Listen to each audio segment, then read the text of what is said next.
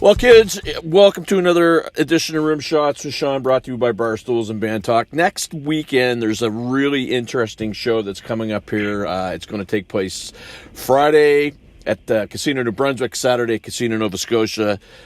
Ricky Nelson Remembered, and I have with me right now Matt Nelson, who's going to be one of two people that are going to be presenting it. Matt, thanks for doing this, sir. It's good. It's good talking to you. It's something we're excited to play. Actually, we haven't actually been in that part of the world yet, so we're excited about it. So you've never been up here? Well, not quite there. No, we've danced around a little bit. I mean, ages ago, 30 years ago, we went platinum up in Canada, but that was pretty much everywhere. And I know that fairly regional stuff. We've never played Nova Scotia, so we're excited about bringing some music there. Well, let me tell you, you're coming at a good time of year because the weather is darn near close to perfect in terms of temperature that you get up here, so it's a good time. So you guys have done this show before, and without giving too much away, what are people going to expect to see? Well, it's pretty much over the last few years. We've been doing it for a while now. The point was we wanted to do a show that would appeal to people who had no idea who our dad was at all, and if they grew up with him or loved his music, they got something out of it. And again, they got almost kind of like I don't know how to describe it, like remember that old show, A&E Biography, meets a rock and roll concert. The thing is, our dad was our best friend, and we lost him when we were about 18 years old. Probably the nicest guy you'd ever want to meet. He also is in the Rock and Roll Hall of Fame, sold 500 million singles, and had a 40-year career. So my brother and I had our own career take off, and we had a lot of people, no matter where we went, especially older people, ask us to play some of our dad's tunes in with our thing, but it's not really what we were doing.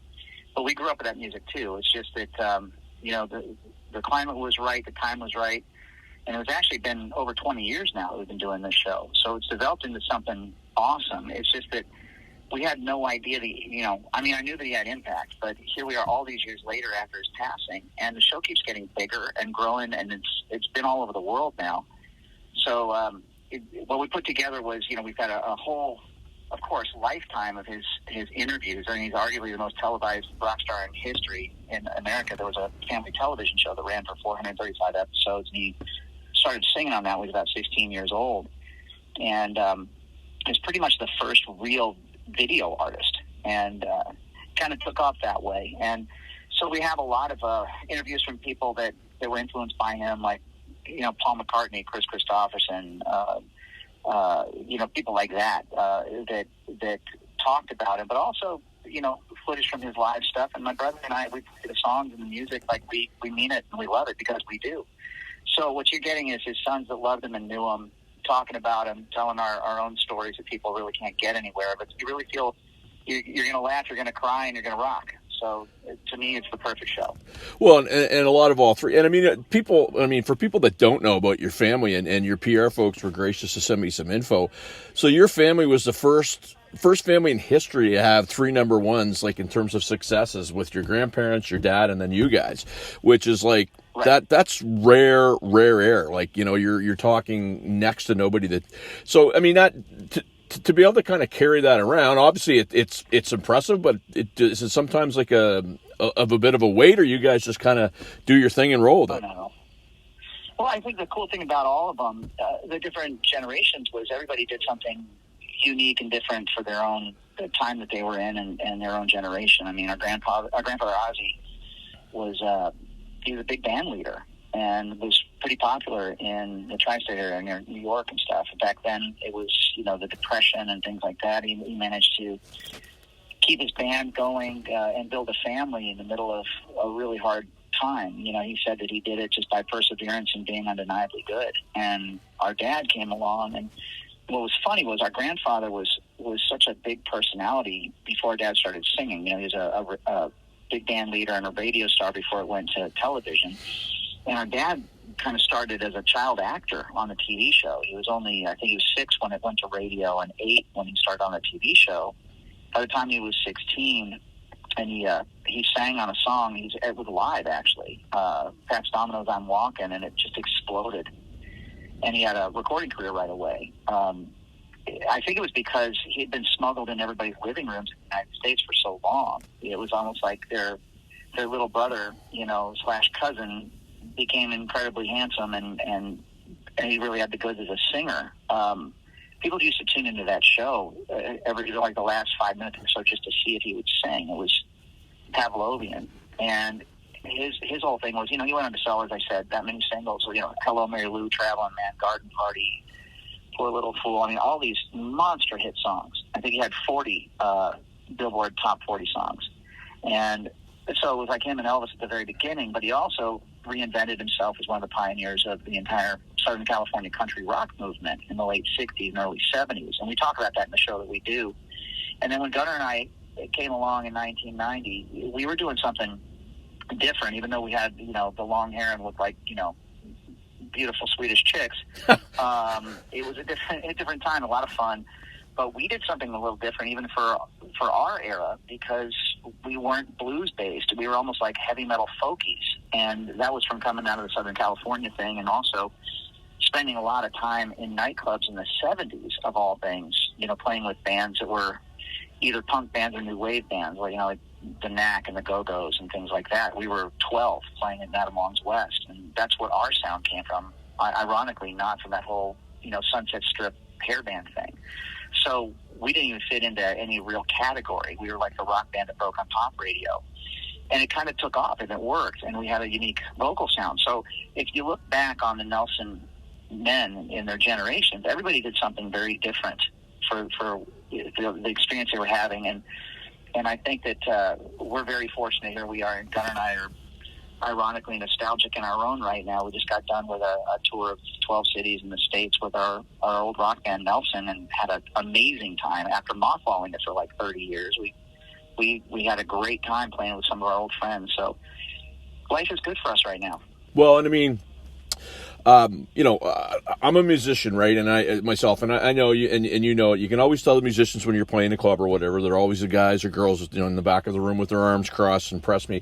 For you guys, did you guys have a sense when you were, I guess out there doing it that, the whole, they're lucky, they come from a good fit. Like, did you guys feel you had to work maybe that much harder? Did you get some pushback from some people that you thought that you shouldn't? Because, I mean, those tunes, super catchy. I mean, not gonna lie, I was a fan, and I'm not one of these guys that goes, I'm not fanboy, but those tunes were fantastic. Did you get some of that when you guys were out? Well, I think every musician that's a real musician gets pushback from everybody. Yep. From their friends, their parents, and everybody they play a gig with. Yeah, so for us, it was funny. I think the irony was that Gunnar and I started so young on our own, and all we wanted to do was play music. It wasn't like it was a hobby. We were like, we always imagined we were kids of like, maybe a football family where, everybody's a successful quarterback, like, the Manning family or something, or Andretti's, race car drivers. You could see that it's possible, but you also saw that it took immense sacrifice, a lot of time away from home, and when everybody else was screwing off and having a great time, you were usually locked up somewhere writing a song or rehearsing, because you knew that, like Joe Dirt says, you can't have no in your heart. There's a matter of you're going to get, kicked down, and look, if I had a nickel for every time somebody told me, I'm going to teach you about real life and how it really works, like, yeah, no, here it comes. I mean, it's like, seriously, it's like an old joke. So for us, the irony was that it was the opposite. I'm not going to be an idiot and say being a legacy had nothing to do with it, but I will tell you that I grew up with and sold millions of records to people who had no idea who my family was. And I think that's the greatest thing that I can say, is that the kids that I grew up with had no idea who my dad was or my grandparents. It's just how it was. Well, that's a great. Who knew about it was. Well, no, I was just going to say it's a great statement, Matt, because it like, you brought up a couple of things there, right? Like, there's this thing where people, I don't know what it is about the arts that always get overlooked, or when things are getting cut, the arts are always the first. And I think people think, oh, it's fun. But, what you mentioned about, people screwing off and you got to be there writing a song or practicing, people don't understand that's a sacrifice that people that really want to do it have to, there's no luck. It's not luck. It's hard work. No, it will, absolutely, because you really, at a certain point, you can't fake it. You know, I mean, we had three rules that we kind of went by. Was one, be undeniably good. Two, don't lose your sense of humor because you're going to need it. And three, don't be a jerk, but I'm going to use the word jerk. You know, bottom line is those three rules, you can kind of get through life. But, you know, Gunnar and I did a little bit of I know, athletics and stuff, and went to certain, like, basketball camp with John Wooden, who was a famous coach in the United States, and getting a chance to talk to a guy that won 21 championships in a row. And it's all about fundamentals and perseverance. And, you know, you're never going to win if you quit. And the thing about it is, I'm saying this now truly, there are many things to do that are much easier. I know it's like, you know, money for nothing and chicks for free. That's just not how it is. You know, it takes a lot to get to that place. And it's a lot of sacrifice. And, you know, it always continues. It's just that I don't care who you are, whatever you do. It's not just a music thing. In my opinion, wealth has nothing to do with money. It has to do with appreciating what you have. And it's a real truth in life. And the second thing is you can't quit, and you're going to have a million people trying to get in your head. And I always looked at it as, this is just part of the refining process. And that's the nice thing about music, I think, is that you never feel like you're there. You always feel like, this is something I could learn or something I could do different, or I'm one song away from the best thing I've ever written. If you love what you do, it's like my grandfather Ozzy did say, you know, you love what you do, it's like a license to steal. You know, when you're working, you're really not working. And I always joke and say, don't tell anybody, but I play for free. It's the getting there that they pay me for, you know, because that's a hassle. You know what? I love music. You nailed it, man. Because, you know, a lot of people, why am I paying so much for this, for that? And it's like, it isn't for the 2 hours that you're on stage. It's for the 20 years it took you to get to that 2 hours on stage. And people don't understand that. You know, they'll pay for doctors, they'll pay for lawyers, but, you know, they pay for a musician, and all of a sudden musicians are supposed to do everything for free. It's just, to me, it's just an asinine kind of conversation. Well, it's like my kid. I have a little boy named Ozzy, named after his grandfather. He's awesome, and he plays music, and he's writing. Boy, his voice is amazing, but he's into skateboarding. And so it's like he sees, you know, when he started, he saw Tony Hawk's like, man, I can do that. I'm going to do that. That's awesome. And then he learned the hard way, with every fall, with every scrape, with every whoops, you know, that it doesn't happen overnight, man. I mean, this is something that takes years and years and years of falls and scrapes and more importantly, going back and trying it again.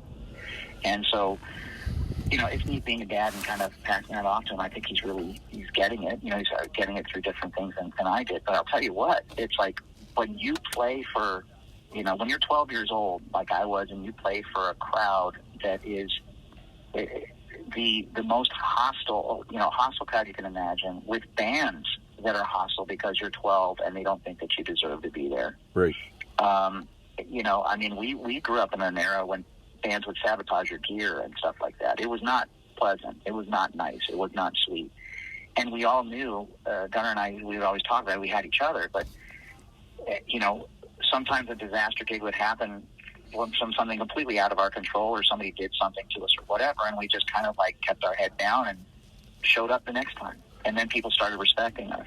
And then it kind of, word got around. Gunnar used to be a drummer when we were coming up, and he was a savant. He was really good. And the thing was, he pissed off all of these, you know, 30-year-old men that were trying to chat up the girls at the bar. You know, here's this, you know, 12, 13-year-old kid that's smoking them. And it was kind of fun to do that, you know. The truth is, with our band Nelson, and thank you for complimenting the songs and stuff, you know, our dad had two really different careers. When he started, there were great songwriters that were providing him songs, and he had to select them. It's like Elvis is the same way, you know. Yep. Roy Orbison wrote his own stuff, and Buddy Holly, but Elvis never did. He never wrote a song.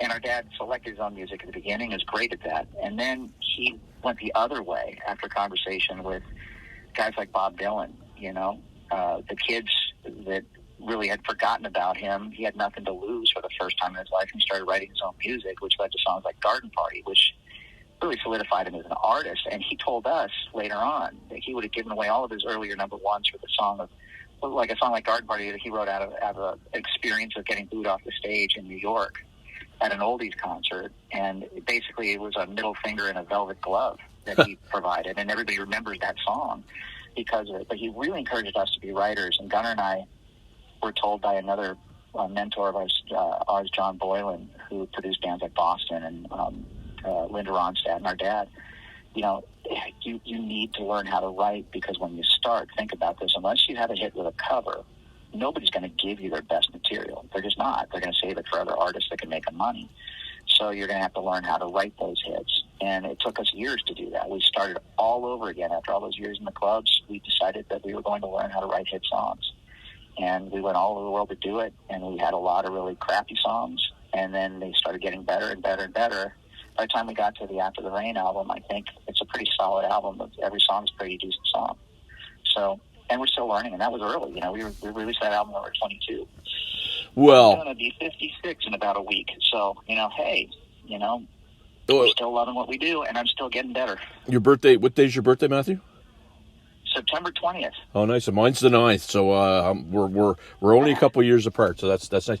But you know, when that first album came out, and I heard those songs, and I was just like, wow, they're catchy. And then I saw the band. It's like, come on, like, you know, you guys really did have that total package of, you know, something for the guys and something for the girls. Because at the time, like, that kind of, you know, that, I guess that darker sound was a couple years away, and so it was like, you know, the happy sing-along tunes, and I always like to ask somebody that was part of that era, why do you think that those songs now are probably just as popular, if not more popular, than they were back then?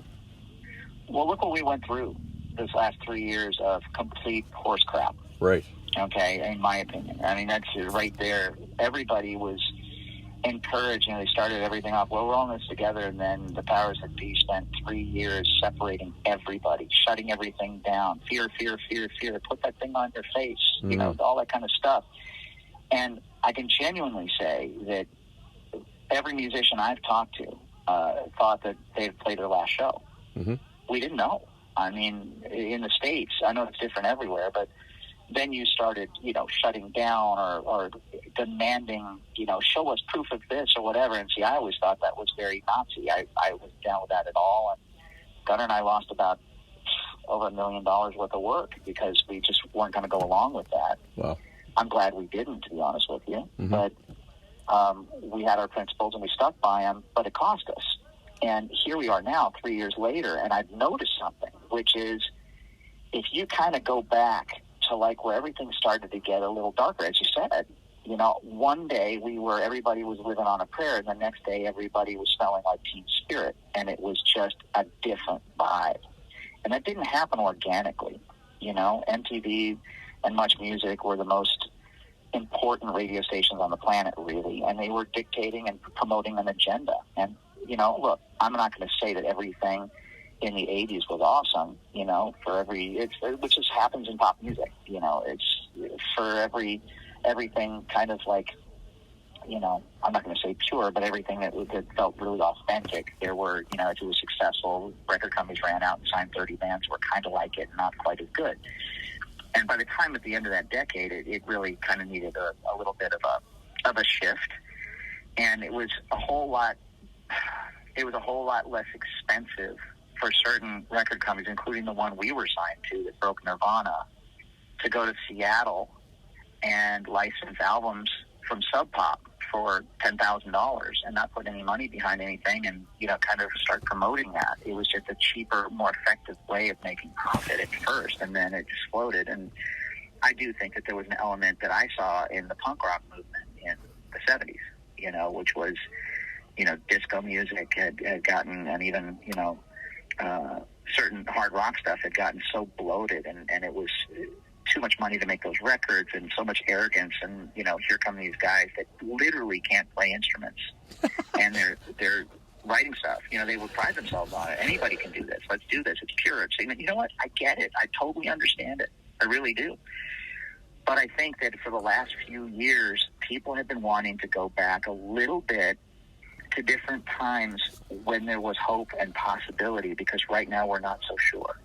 That's just my opinion of it. And especially after going on a run in the States with bands like, you know, Slaughter, Lita Ford, Winger, Warrant, you know, all those, you know, what you would call hair bands at that era of the late 80s. I see it, but I'm seeing in the crowd, we're not seeing a lot of, old people in their old spandex. It's everybody is going and having a great time because those were great times for them. And it's all those people that they miss, especially after the last 3 years. Who knows what people went through, They miss those times. And to me, that's what music is. So even the show that we're bringing up with our dad, that's what it's all about. It's connecting people with a song that is a memory of a person they loved, if you think, or a place they were, a time that things weren't so nefarious, I mean, I think I can speak for a lot of people. Right now, where we are is really confusing because everybody wakes up in the morning saying, okay, what did those a-holes do to us last night? What are we facing now? No, I agree with that. What I mean? And yeah, and I think that the music that we're talking about on both ends, my dad's, ours, whatever, and, we haven't stopped. We've got new stuff coming out as well, but it's just a matter of, I understand the power of a song or artist to connect people with themselves, with their experiences. And if you're fortunate enough to have hit song, my dad used to say that to us, the irony of his song Garden Party, there's a line in it, if memories were all I sang, I'd rather drive a truck. And he always used to put one or two new things, no matter what he played in a set. But when you get to a certain point and your whole show is your hits, as he did, the irony of that line in Garden Party, I always saw him kind of wince when he sang it. Right. Because, if you're really successful, you kind of get there, Not many people can do that if you think about it. Nowadays, it's really more like one or two songs and you never hear from them again. No, absolutely, absolutely. And, you took me back there, Matthew, because you mentioned Sub Pop, because Sub Pop actually came up to Halifax after Nirvana broke, and they signed a bunch of bands in Halifax. You mentioned bands getting together and not being able to play. Well, that's kind of what happened in Halifax to an extent. So you basically took me through my 1992 to 95 life in a different part of the world. Sure. You also, and look, I want to be respectful of your time, but you brought something up really, really interesting that I just wanted. You mentioned about, a show of your hits. And some of the bands have been out there that are doing like multiple nights and doing like 2 different set lists and stuff like that. Would that be something like, I guess your dad, when he got so many hits, would he be to the point where he wouldn't want to do one because, or did he, say, if the audience is paying for this, they want to see it. How would he approach that? Really good question. I think there are a lot of bands that were plagued with those things. Our dad was one of them as well. I remember one of the reasons why the Eagles broke up, or at least they fired Randy Meisner, who also ironically played with our dad in the Stone Canyon Band before the Eagles, was because he didn't want to sing the high note on Take It to the Limit. And there's a great documentary where Glenn Frey, that they're backstage and somebody's recording him, and he's screaming at Randy Meisner, you have to sing that song. There are people that have come here to hear you hit the high note in Take It to the Limit. And he's saying, I really just don't want to sing it. I just don't want to sing anymore. I just really don't want to do it. And he quit the band over that. Our dad never got to that point. I know that there were a couple of songs that actually charted higher than others that he just didn't want to sing. I think his second song that he ever released was something called A Teenager's Romance. It's a little tough to do it when you're 45. Fair enough. So, or you have to kind of poke fun at yourself. And the thing was, no matter what the era, he really respected music and musicians and songwriters to a point of where, even though he won a Golden Globe for Rio Bravo, a John Wayne movie he was in and stuff, he was a great actor. But he was music. He just happened to be, it was like a career in reverse. He happened to start with film, but he was not an actor that started to sing. He really was a singer that happened to act before he got to what he was really doing. I think his life kind of exemplified it, and we talk about it in the show too. We go through all the different eras, which is really neat. His whole journey as an artist, I think it's compelling that way. But I'm glad that I kind of stirred some stuff up for you with the whole mention of Sub Pop. For us, we're probably a little older, Gunnar and I, than you, but it was all those.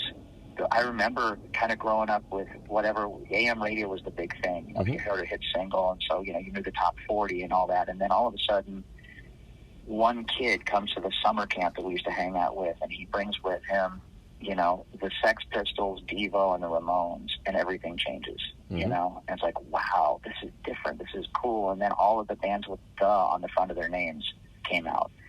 And, you know, to see all these different changes in musical styles and all that. I mean, you know, our band, Nelson, we never really got the nod from our label, which was DGC, or the David Geffen Company, because our A&R guy, John Colodna, a very famous guy who wound up signing us after 3 years of excruciating hell of making demos, we had to wait for our window to release a record, because they also had at that label, not him, but they had Guns N' Roses, Whitesnake, Aerosmith, Cher, Elton John. I mean, these juggernauts. I mean, it was huge.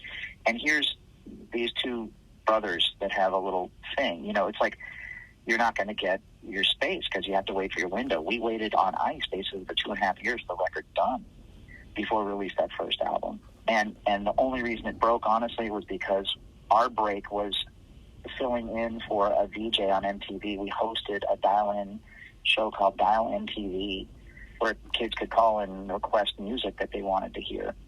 It became something called TRL years later, but it was, you know, they would do a top 10 countdown. And by the time we got done with our first week of hosting, our song "Can't Live Without Your Love and Affection," which hadn't come out yet, was the #1 most requested video in America. It just exploded. It was like the world's longest overnight success. So that worked out for us. But again, I can't take credit for it because it surprised the crap out of the label. They were like, what happened? Where'd these guys come from? They didn't even know we were signed. We never even got a penny of tour support. We actually did T-shirt deals to sponsor our own tours because nobody would take us out. So it was almost like that kind of, it sounds really weird because it didn't look that way, but it was a very indie and punk rock attitude of, we have to do this for ourselves because I promise you nobody's going to do it, not even our own label. And that's how it worked. You know, it got too big for them to kind of kill it until they did 2 years later. It had its own momentum. And I love that spirit of stuff. You know, after that all ended, I got talked into starting our own independent label by a friend of mine, Chips Enough, with a band called Enough's Enough. You know, when nobody was doing indie labels. You know, and that was a very punk thing to do. Very, you know, I just was... we were like in a slavery contract. We had sold so many records they wouldn't let us out, but the music had shifted, and they literally let us rot on the vine. By the time we got out of there 5 years later, I couldn't wait to be independent. And I remember we sold our first run of, I think, I had them pressed to 500 CDs back when CDs were a thing, and I was almost as proud of that success. To me, it was a success of 500 units as the #1 song in the country. So it depends on what you put your stuff on, but it's all a learning experience, and I'm happy to say that after all these years later, still making new music, still playing old music, and having a great time doing all of it. You are indeed. And you know, there's a little old band from up well, they started about 5 minutes from where I live called April Wine. They used to have a song called Rock and Roll's a Vicious Game. And it's totally true. So Friday, September 15th, Casino New Brunswick. Saturday, September 16th, Casino Nova Scotia. Where else can my listeners / viewers find out about Nelson? Because it's great that you guys are back at it. I mean, it really looks like you're, what's the new catchphrase, living the best life right now. So where can they find out about you guys? Hey, look, we're just happy to be living life, period. Fair enough. So, you know, you can just look up the NelsonBrothers.com or Nelson Band. We come up everywhere. So we're on all the social media stuff, and really trying to get back into more content on a daily basis. When we went out on that tour recently, we brought everybody backstage and in the car with us the whole run. It was fun, and we made a lot of new fans, and it's kind of good to be out with that again. Honestly, Gunnar was reticent to do it for so long because we had great experiences with it, and also, you know, we were zeros to heroes to zeros again, and it's a tough thing to keep your head together through all that stuff. And you know, fortunately, we did. And you know, I think the nice thing that you're going to get when you see the show that we're bringing up to you is that, you know, you'll get that we genuinely love music. We love the songs that we grew up with, but you know, we loved our dad. He was a great guy, and you know, he was a hardworking guy who's gone 300 days a year playing music, and we had to really squeeze all we could out of the time we spent together. And fortunately, you know, we're doing a show that we're really proud to do, and it's really fun, and everything is hit songs and good stories. So it's a good time. That's amazing. You know what, sir? Thank you so much for doing this, and looking forward to seeing this thing next week. And hey, happy birthday! It'll be. Thank you, and you too. Yeah, thank you so much. On the 9th. Thanks a lot, my friend. You have a great day, and we'll talk to you soon. All right, you Ciao. too. Take care. Bye bye.